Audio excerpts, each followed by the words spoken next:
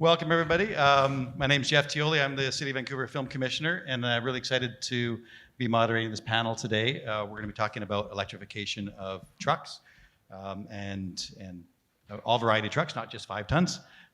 We've got a great panel here today, so I'm just going to start off with getting everybody to introduce themselves, tell us a little bit about what you do, and what brought you here today. So why don't I start actually just right off to my left here. Kirsten.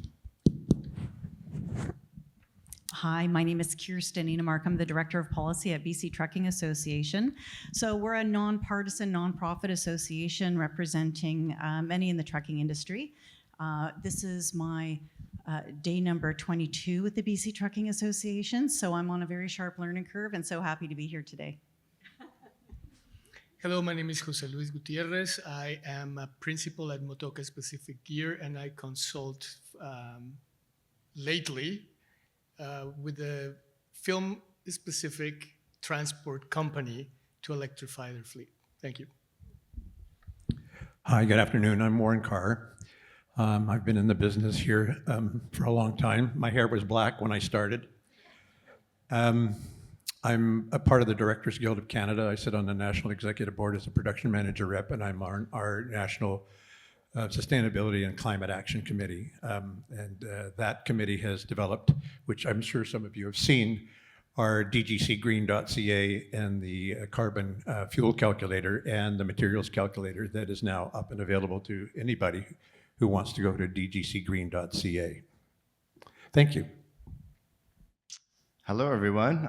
Ryan Doucette. I'm the Manager of Transportation Compliance at Warner Brothers Discovery. I manage the transportation teams across Canada in terms of all the regulatory, the compliance that we're responsible for.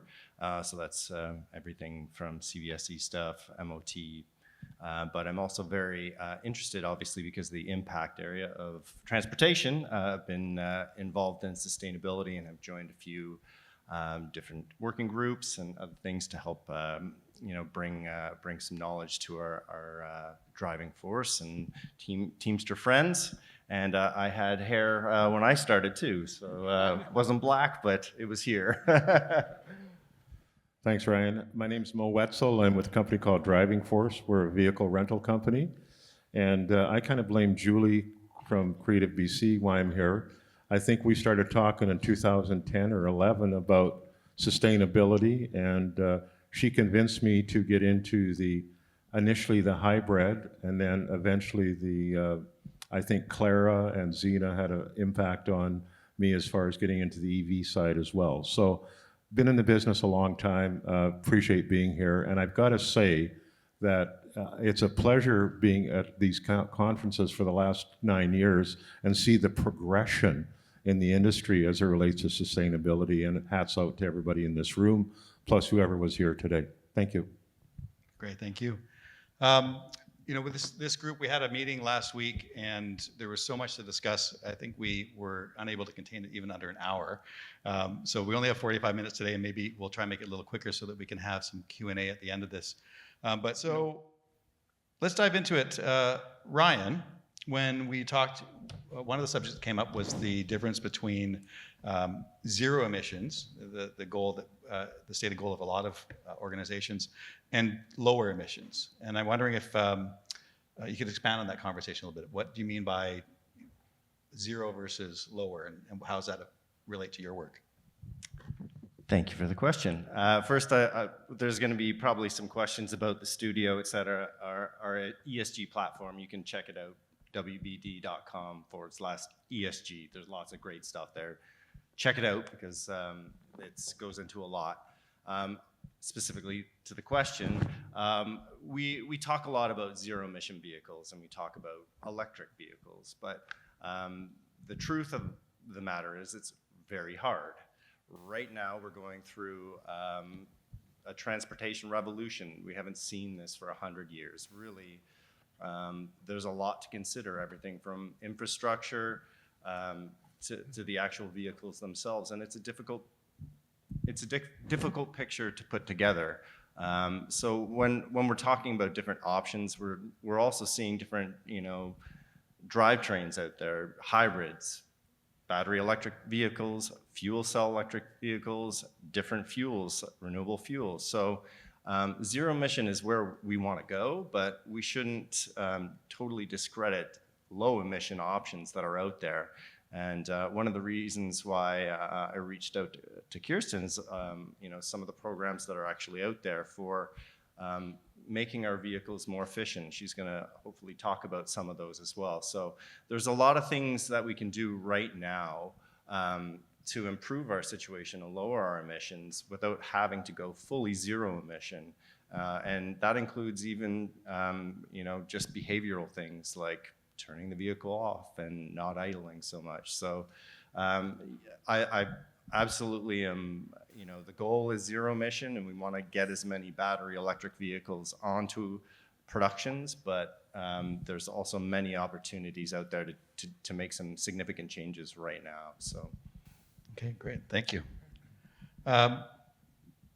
Let's see. Jose Luis, Whiskey Jack, another organization you were involved with before as well. You had told us a story about some data and experience you had with moving trucks from Vancouver to, was it Kelowna and back? Can you tell us a little bit about what you learned from that? So we collected data, extensive data from many points. But instead of showing you graphics, maybe we can play that slide. If you haven't seen an electric truck or you haven't heard an electric truck, perhaps never, this is how they look like and this is how they sound like.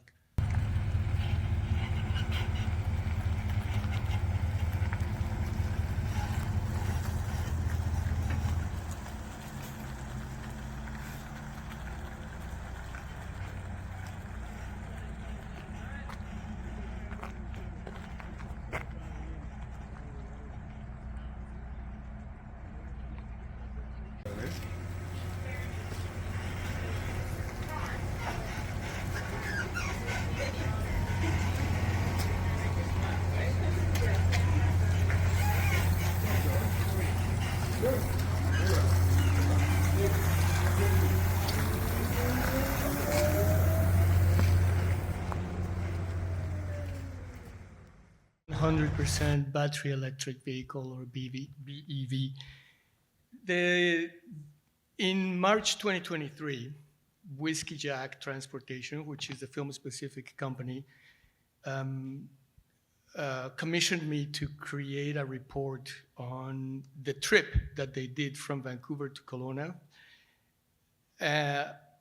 with a Class 6 heavy-duty 5-ton truck. The company installed Canadian bleeding-edge technology in the vehicles, and we went charging across the Coquihalla from the North Shore Studios to Kelowna to Vernon. What we collected was the daily energy usage from March 6 to April 7, including the driving sessions, the idling sessions, which is when the vehicle is on, but not moving for an extended time, the charging sessions, and we created 3 different scenarios. What they all had in common was 1,254 kilometers that we compared, or we used for the report, 2019 Hino 268 Class 6 truck diesel for equivalency and comparison to the 2022 Lion electric truck.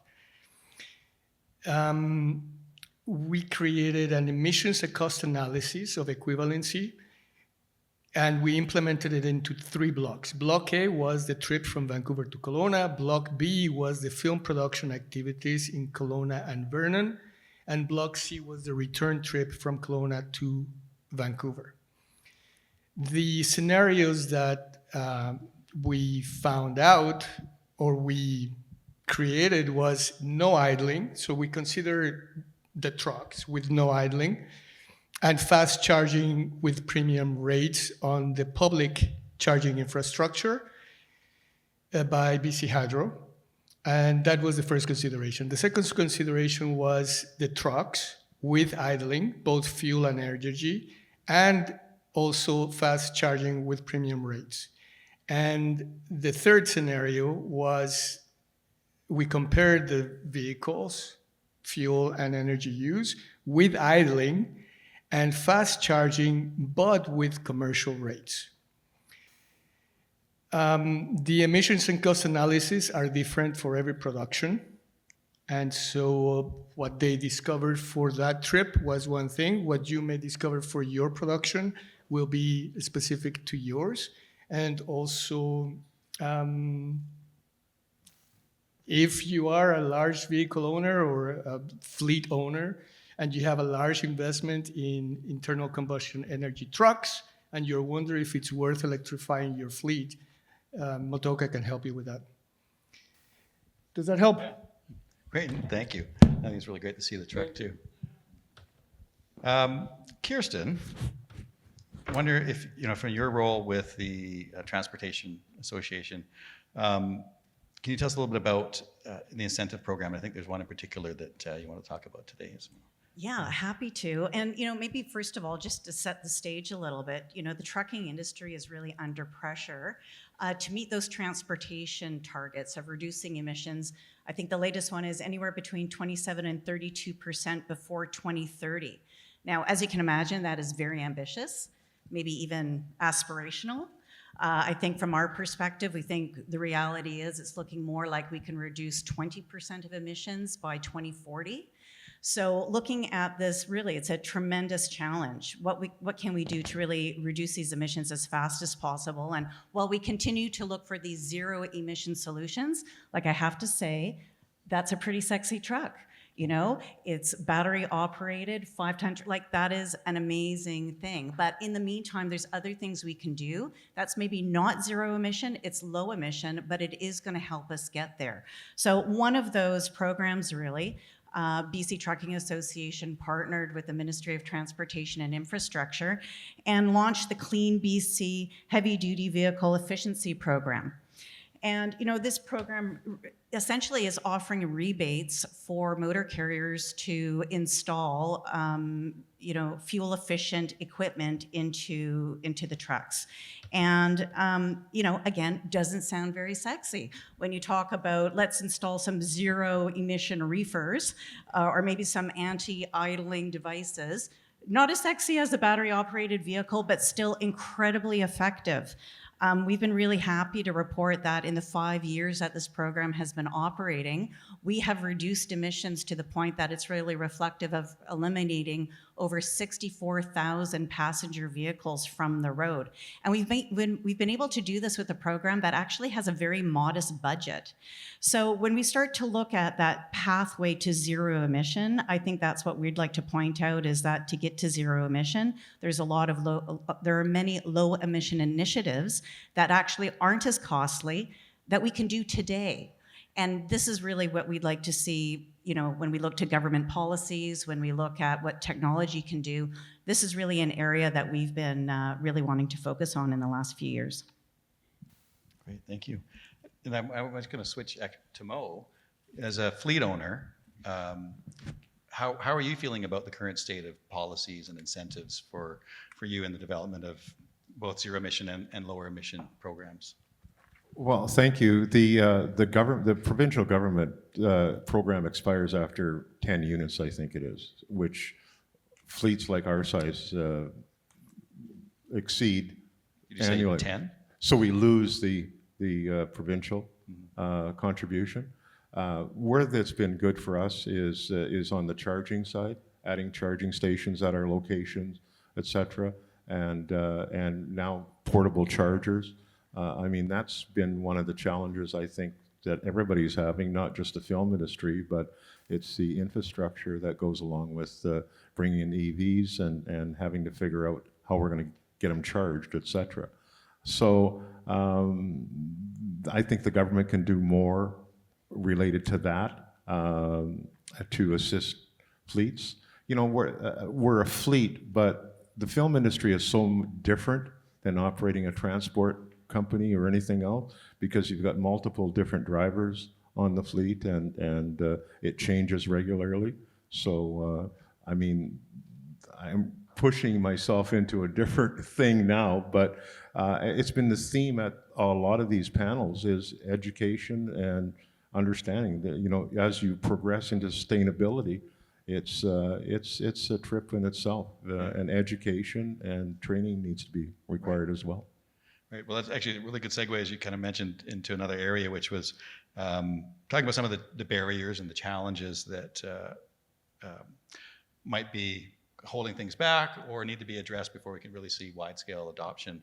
And Mo, actually going to go back to you again to kind of talk a little bit about something that you mentioned before, which was working on the driver acceptance piece of it.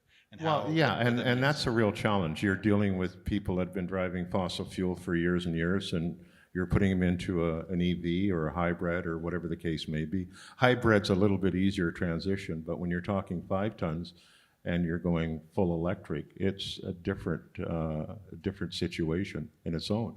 And frankly, if anyone owns an EV vehicle here, which I'm sure a lot of people do, I'm sure there is an education on learning how to manage your charge in your EV vehicle.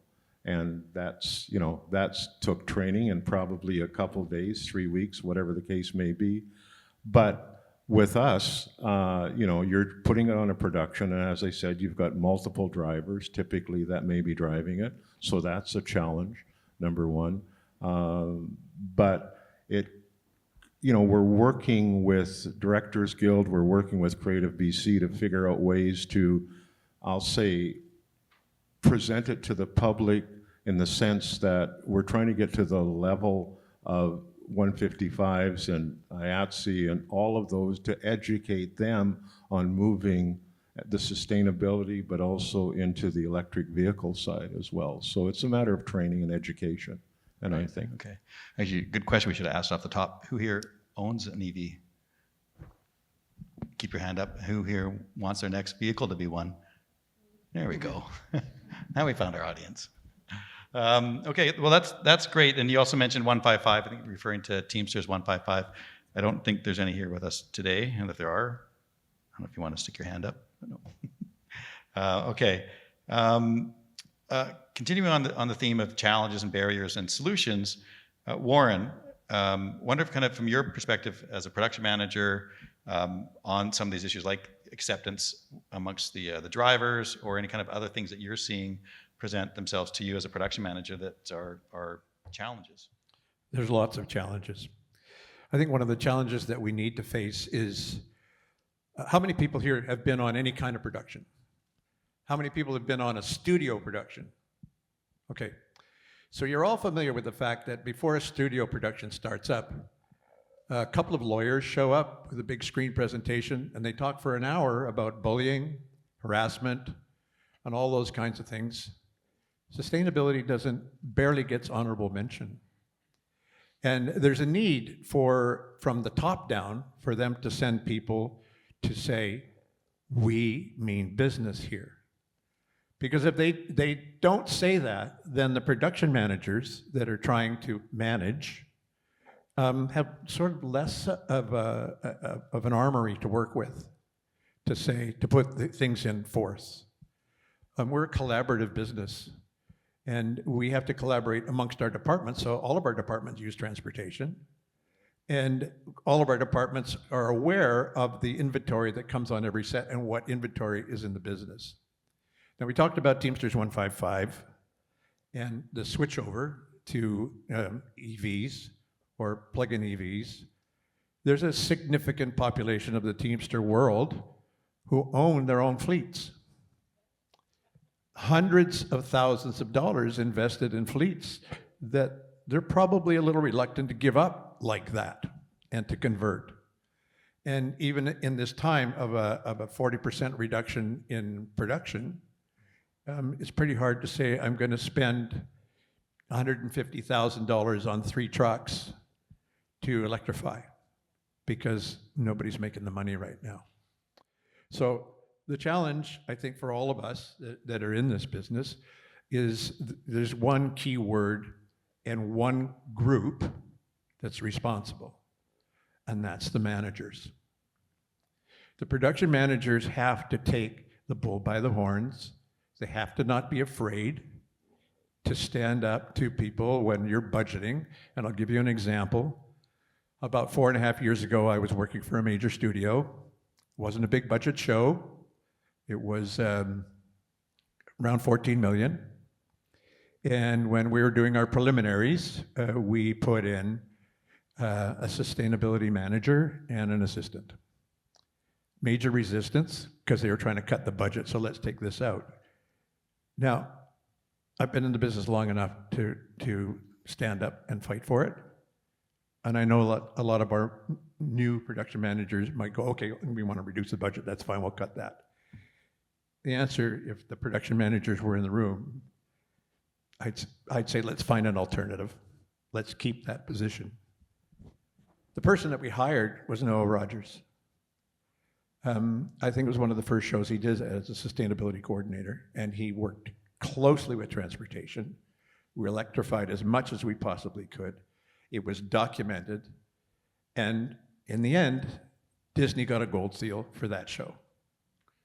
And we had a significant change in the attitude by our transportation department. We had a couple of EVs for cast driving. They loved it. The drivers loved it. We had catering, of course, they use 2 types of fuel. They have refrigeration, all that kind of stuff. We brought in, you see them out there, one of those wheeled battery packs. Those wheeled battery packs we used at night to keep the refrigerators running so that they did not have to drive their catering truck back to their home base to plug in to refrigerate. So the people who worked on the catering trucks didn't have to get in their cars back there and drive home and then go back and pick up the truck and bring everything back to the set. So those are things that affect transportation and fuel use, and it made a radical difference to the show. We were camped, it helped because we were camped in a couple of locations for several days, but that difference made a difference in a lot of things. Fuel consumption, driver hours, all that kind of stuff. So the managers have to engage sooner. And I think the heading of this was electrification, and so I'm coming at it from a broader perspective, of course. But I think we have to think about how to do that, because there's not an incredible amount of planning that goes ahead. I've seen so many budgets in my career that, the gaffer and the generator operator get a week to 2 weeks. Well, why not get the one of the electrics department involved in where you're going to park your trucks, where at each location, so you can minimize your generator use, you can minimize your driving time. Those kinds of things are essential. Maybe we just add an electrics planner in cooperation with the transportation department, so there's not any mistakes on that level. So I think it's important that we really do consider the management of it all and collaborate within every department, because we're trying to save fuel and we're trying to save working time and be more efficient. Great, thank you for that. I'm going to open this next question up to everybody here, because one of the things we talked about was private versus public infrastructure. And a lot of conversations are often around the public infrastructure development, the what do you call it, the green highways, the work that BC Hydro is doing installing public stations. We don't hear a lot about private infrastructure in supporting this initiative. Does anybody want to kind of talk a little bit about, like, you might think the right balance is between private and public, and where does private and public kind of fit into the film industry's use case? I can take that one to start off. First of all, I can say some of the apprehension that we see with our drivers when we mention EVs is the charging, especially if you're going to be charging larger vehicles. You're going to need a DC fast charger to have these opportunity charges. The level 2 chargers will work just great for overnight charging, and then you can plug it in. But to actually find a place that will accommodate a larger vehicle is still quite difficult. And there's a lot of work being done that you will see more of these level 3 chargers open up in the public system, and Jose and I are currently working on a working group that's worth foresight that we'll be putting out a user guide for lack of a better word, but this will give some really good information for that kind of space. But I think there's real opportunities for the what I call the early adopters, the private fleets, the businesses that are already moving forward with their charging infrastructure that may have idle chargers available, just sitting there because they're out doing business, to potentially open up to other industries like the motion picture industry. So those things are opportunities, I think, for private partnerships and what we call behind the fence charging. So that I think is a great opportunity for us to explore and see if there's businesses that are willing to partner to make those things happen. But also what the studios are doing, they're engaged. We heard Pete and Gemma earlier today. They're installing chargers at the stages, and that will require also fast chargers, which are expensive right now. That's just part of the economics of things, and to get those built, often there's a lead time of a year or more. But there's other solutions that we can use, such as battery energy storage solutions and things like that, to help move those private public charging opportunities forward. Right. Okay. Mo. Ryan, can I just add to that? I mean, the tricky part is it depends on the shoot. I mean, if there's a lot of location shooting, as you know, there's not the public charging system available, or the studio. And plus, as you said, they're level 2s typically versus level 3s. And frankly, I'm happy to see companies like Sunbelt and other companies out there coming in with portable chargers and battery gens, and all of that information is going to be great. But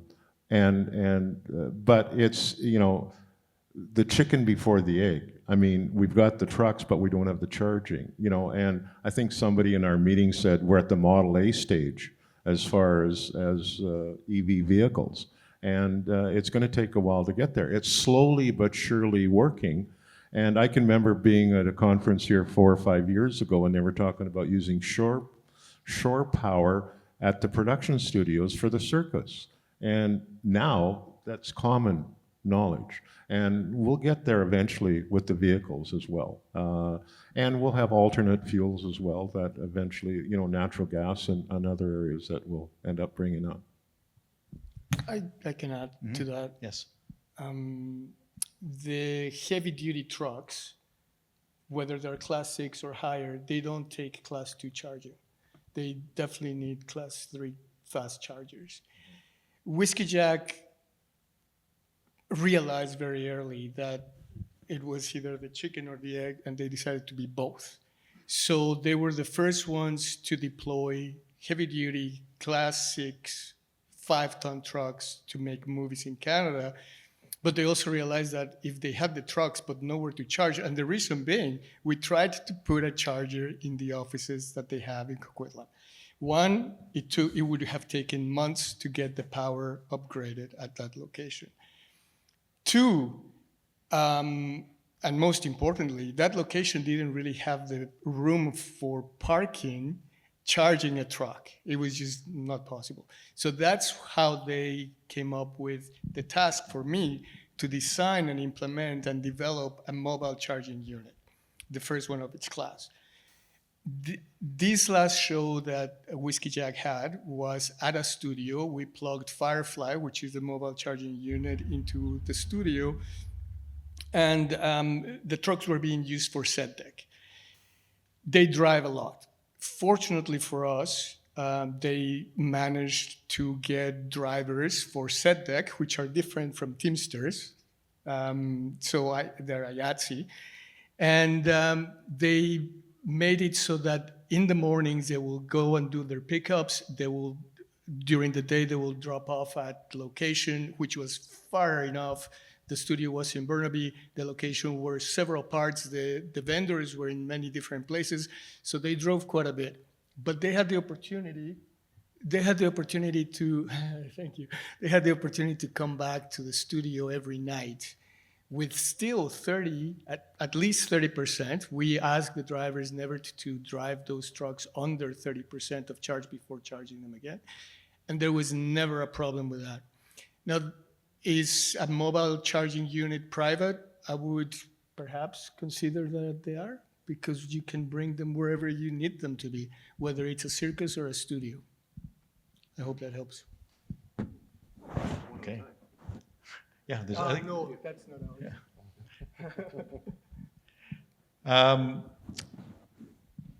the next questions I have are kind of around the business case, and Warren, you touched on a little bit about, as a PM, where it fits in the budget and kind of standing your ground for the importance of it. I'm wondering where are we at right now with the business case? Like, does the rental of this new equipment and the servicing of this new equipment, how does it compare to the old equipment? Is there still a premium on it? Is there actually a business case that is helping to sell some of these initiatives? I'll take that. Yeah. There definitely is a business case. Yeah. If you look at the fuel calculator on the dgcgreen.ca, you can look at the emissions. You can compare emissions on every tier of generator, 1 through 4. You can actually figure in your use of a generator, how many hours it's going to be, and how much fuel you think it's going to burn, and get a carbon footprint. You can compare it to a battery case, where you would be using a battery to do the same job and get a bottom line comparison and get a carbon footprint from there. You can also have a look at, if say you're moving into a warehouse that hasn't been used for film, you can put in the cost of electrifying, putting in enough power there to run your show without generators, and compare that total to what you would say were the run if you weren't using generators. So you can, every show is different, as we've all said today, but you can make a business case for electrifying quite easily using that calculator. There's a little one that you can get some basic information of, but the big spreadsheet, it's so user-friendly and so malleable that you can look at everything in terms of how you're going to generate your power, charge your power your set or not. So using batteries or diesel or not. So I would say anybody should have a look at that. It's just a great exercise sitting at home to learn about it, to learn about how you can save money, reduce your carbon footprint, and help transport. Okay, great. And I think we had that slide up earlier for the carbon calculator, but if anyone's looking for that afterwards, there it is. Yeah, definitely worth taking a look at. I'm going to skip a couple questions because just keeping mindful of the time, and I do want to allow some Q&A. Kirsten, so in your world is much broader than just film, and I'm wondering if you could talk a little bit about what you're seeing happening in other sectors related to transportation. If there's anything happening in relation to leadership or collaboration that the film industry could look to or be part of. Well, I would say certainly any industry that's looking at production or the movement of goods, certainly top of mind is just finding those ways of reducing emissions. And pressure, of course, coming from government, but also from ESG reporting. And Warren, to your point too, I think there's pressure just to find those efficiencies from a business case. Sometimes making that transition over, it increases profits, reduces costs, makes you more competitive. And again, zero emission, low emission, Ryan, to your point, we're trying to look at it all. And so there's a lot of spaghetti being thrown on the wall in terms of what great technologies are zero, which ones are low, where should we go? We see that the Vancouver Port Authority is doing a lot of interesting things. Of course, the mining industry is doing very interesting things. But I can certainly speak of trucking, that what we're doing that's kind of interesting right now is that there are a couple of test bed experiments going on. So again, using a battery-operated heavy haul vehicle traveling cross-border. That's testing is going to be starting later this year and going on for the next year. So how does a heavy-duty vehicle operate in different temperatures, different locations, carrying different weights? Another test is taking place with hydrogen fuel cells. Again, heavy-duty commercial vehicle traveling from Calgary to Edmonton. Again, temperatures, how's that going to affect the performance? So again, I think the most important thing is that we're going through this time for everybody, for those in all sectors, including the film industry, but transportation and others, to really get together and to share the information. You know, what are we finding? What is working? Look at the metrics, look at the data, to ultimately find out what is the best path forward. Okay, great. And you kind of are leading me into my next question. Thank you. And something that came up after our conversation last week, and Ryan, I think you said the term, at least the first time I heard it, was the messy middle. Can you tell us a little bit more about what that is? Yes, I did not coin the term messy middle. It's the North American Council for Freight Efficiency that coined the term, but it's, you know, really the time between now and when we're fully zero emissions. So everything that we see from this point onwards until we get to that point where we have fully zero emission vehicles on the road, whether they're fuel cell electric vehicles or, you know, battery electric vehicles. We're in the messy middle, and it's going to be hard. And, you know, we have to be bold and be prepared to try things. And, you know, what I see, part of the messy middle, it's kind of fun too. Like we get to experiment a little bit and change course. And same thing with driving the battery electric vehicles. It's fun. I have one. There's something called, for those who don't know, regenerative braking, which you can gamify your driving experience to see how much battery you have at the end of your route compared to, say, the day before or tomorrow, right? So there's an extra little, there's all these things that are part of the messy middle. It's not just a negative connotation. I think there's, you know, it's a sandbox to play in. And speaking to data, I think there's a real opportunity for vehicle telematics to get some real essential data, and we're looking at different opportunities there, which will give us, you know, in many cases, there's a lot of fear. Will this work? Will this not? Well, the telematics and actual data will say with certainty, yes, it will, or no, it won't. And that, I think, will go a long way to help alleviate some of that anxiety. But range anxiety is real, and you know, I've experienced it myself, showing up at a fast charger expecting, you know, I have to be somewhere, and there's a lineup, right? And what do you do then? And you wait. And you know, that in terms of production is sometimes unacceptable. So there's a lot of, you know, problems that we have to face, but there's also lots of solutions. And I don't know, the messy middle is an exciting place to be, I think, and we need to get our drivers excited about it. You know, we need to get our production managers excited about it. The business case is there. We're saving fuel. Let's not forget about health. The driver's not going to be breathing in that, you know, those diesel fumes. There's so many positive benefits to this. The sustainability case is clear. So messy middle, yes. Exciting, also yes. So yeah, totally agree. Very exciting time. I'm actually going to, Ryan, give you a little bit of the last word. okay. Not quite, because of course we'll have Q&A after this. But you brought along some infographics that I wanted to, I think, a couple Yeah. of share here. Let's see if we can get those up.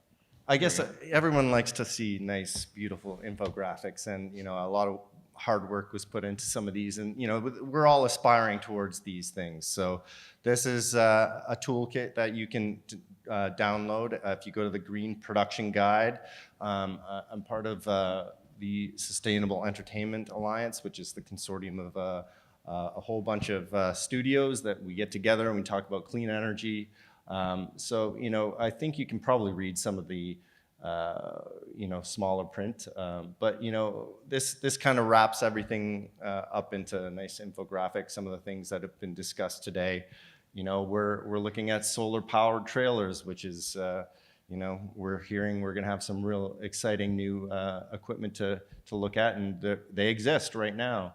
You know, electric grid, you know, City of Vancouver, obviously, doing some amazing stuff to get us more grid power tie-ins, and you know, just overall, on location, there's plenty of opportunity. On the sound stages, similarly, you know, we have just a whole bunch of opportunities here, solar panels, charging stations, level 3, all these things add up to a full picture of sustainability. So I encourage you to go and check them out.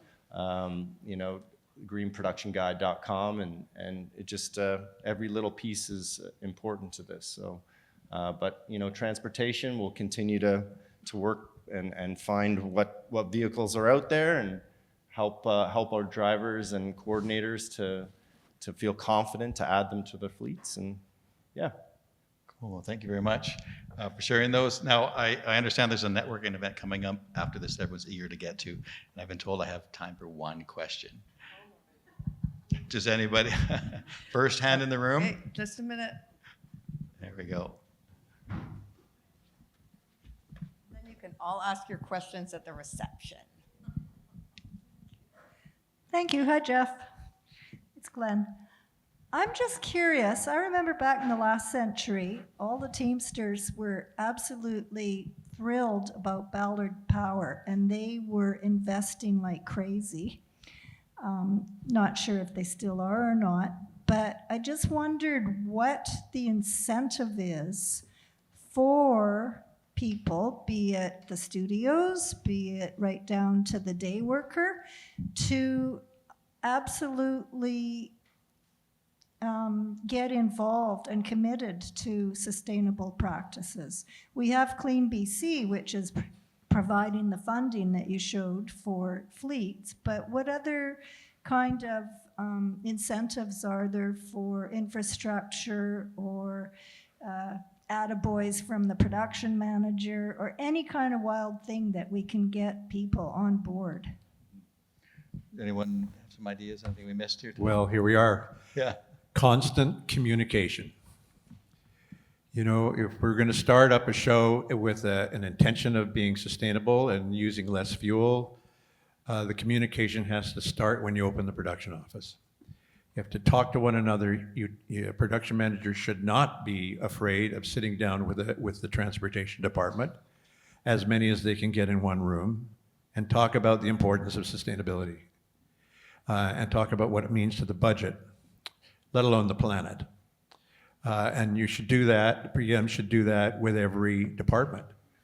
As I said earlier, it would be fantastic if the studios actually had their own separate seminar about the importance of sustainable actions to reduce their footprint. Other things that we see, that are incentives to many departments. It's just that it's all about planning. You have to plan. And it's tough doing a TV series when your showrunner is putting on a new script the day before you shoot your episode. But planning is important. And communication in that process is education, it's communication. And you're right, an attaboy is a pretty good thing to happen. Okay. I I think we gotta wrap it up. We're gonna continue the Q&A in the next room over with beverage in hand. One thing. Yeah. We have our film commission for ages has been on the green wagon. And without that starting up, I don't know how many years ago, Julie, I don't know how. But before that, I think there was Real Green, there was something that was before that. But in 06, correct, okay. So 06, a leader in the country, and that deserves a round of applause. Yeah. Atta girl. All right, thank you. Thank you. What a lovely note to end on. Thank you, everyone. That was SPF24. Thank you so much for attending. It's been my pleasure to host you. The bar has been cracked open, and I hope you enjoy your drinks and your networking. I'm sure there's lots of ideas and great people you want to speak to. Please come back next year. And now I'd like to welcome Mel on stage to say a couple of thanks. See you out there. Bye.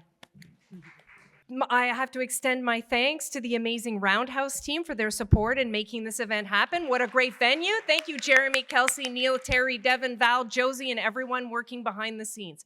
To the SPF team, I know you're all out there. I sincerely thank you. You are stellar. You know why. And Tizina Harris, thank you for your confidence and unwavering support.